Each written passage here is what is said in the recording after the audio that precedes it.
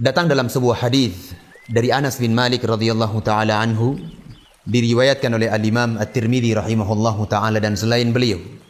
Kata Anas bin Malik radhiyallahu anhu, pernah suatu hari kami duduk bersama Rasulullah sallallahu alaihi wasallam di dalam sebuah majelis ilmu.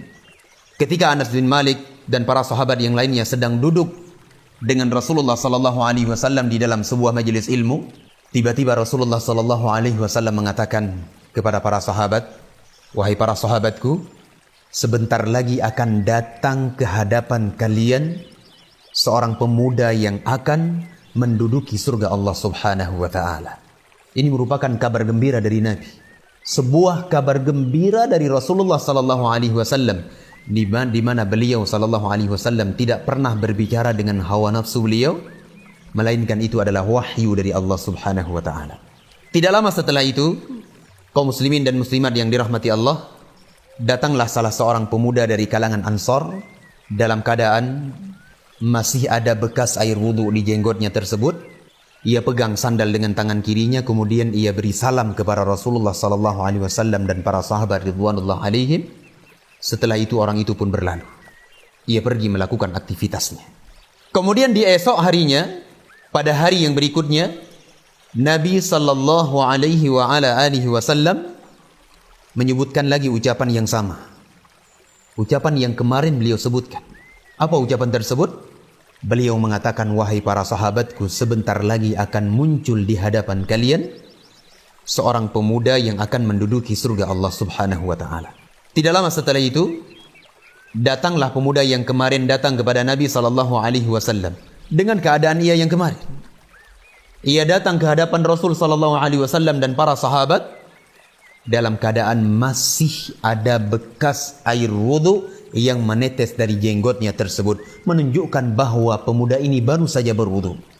Ia pegang sandal dengan tangan kirinya, kemudian dia beri salam kepada Rasulullah sallallahu alaihi wasallam dan para sahabat. Setelah itu pemuda itu pun berlalu. Ia pergi. Kemudian pada hari yang berikutnya, Rasulullah sallallahu alaihi wasallam mengucapkan lagi ucapan tersebut. Diulang lagi oleh Rasulullah sallallahu alaihi wasallam untuk yang ketiga kalinya. Beliau mengatakan kepada para sahabat, "Wahai para sahabatku, akan muncul sebentar lagi di hadapan kalian seorang pemuda yang akan memasuki surga Allah." Coba dibayangkan, satu kali saja sebenarnya sudah cukup pengkhabaran dari Nabi sallallahu alaihi wasallam terhadap pemuda tersebut bahwa ia adalah penduduk surga Allah. Namun di dalam hadis ini, Nabi sallallahu alaihi wasallam mengulang sampai 3 kali, 3 hari berturut-turut. Sehingga keadaan ini membuat Abdullah ibnu Ammar ibn al-As radhiyallahu an, salah seorang sahabat yang mulia, beliau penasaran dengan pemuda Ansor tersebut. Sehingga beliau mengikuti jejak perjalanan pemuda Ansor tersebut sampai ke rumah pemuda Ansor itu. Ketika Abdullah ibnu Ammar ibn al-As sampai ke rumah pemuda tersebut, beliau mengatakan kepada pemuda Ansor itu, "Wahai pemuda Ansor, sesungguhnya aku sedang ada masalah dengan ayahku, dengan orang tuaku. Berikan aku izin untuk tinggal di rumahmu selama 3 hari 3 malam." Padahal sangat memungkinkan Abdullah ibnu Ammar ibn al-As untuk tidur di masjid bersama Ahlus Suffah, bersama Abu Hurairah, bersama para sahabat yang lainnya yang tidak memiliki rumah.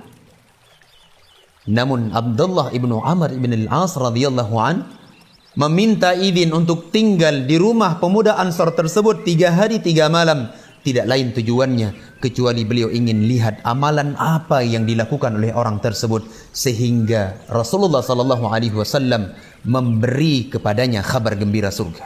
Kemudian pemuda Ansor tersebut mengiyakan dan membolehkan Abdullah ibnu Ammar ibn al-As untuk tinggal di rumahnya 3 hari 3 malam.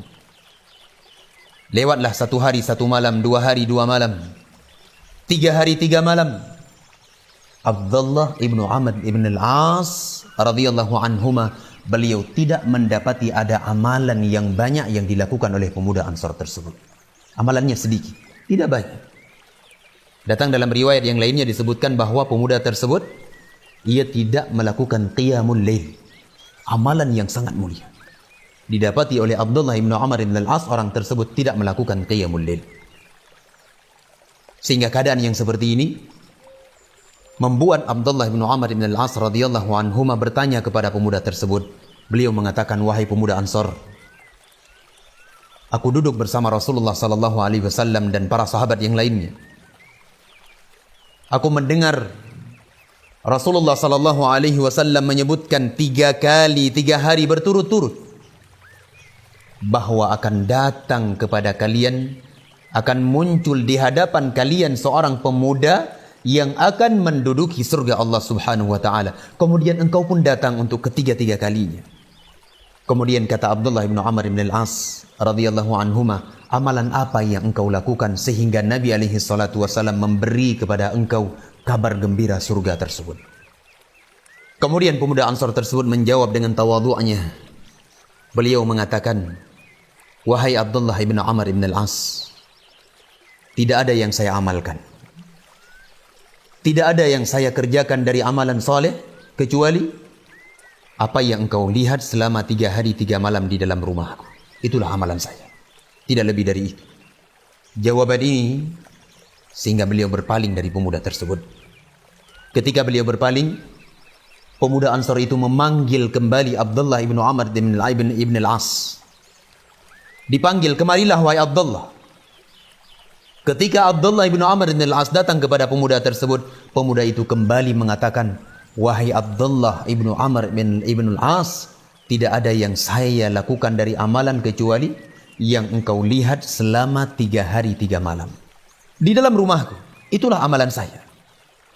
Akan tetapi aku tidak pernah merasakan di dalam hatiku ini perasaan apapun, baik itu dengki, iri, buruk sangka, dendam, ingin membalas sebuah kezaliman dengan kezaliman, kejelekan dengan kejelekan. Tidak pernah ada di dalam jiwaku keinginan dan perasaan-perasaan seperti ini terhadap saudara-saudaraku kaum muslimin. Luar biasa. Kemudian kata Abdullah bin Amr bin Al-As, inilah yang menyebabkan Nabi SAW memberikan kabar gembira surga kepada engkau, dan ini pula yang sangat berat untuk kami menjalankannya. Faedah yang bisa kita ambil di sini, bahwasanya kesucian jiwa seseorang, bersihnya kalbu seorang hamba, seorang muslim, dari berbagai kotoran yang akan mengotorinya, dari berbagai penyakit. Apakah itu penyakit dengki, apakah itu penyakit hasad, iri, buruk sangka, dan berbagai jenis penyakit hati yang dibenci oleh Allah Azza wa Jalla, yang tergolong ke dalam akhlak-akhlak yang tidak baik. Ketika kita berupaya membersihkan ini, maka kita akan mendapatkan surga Allah Subhanahu wa taala Rabbul Alamin.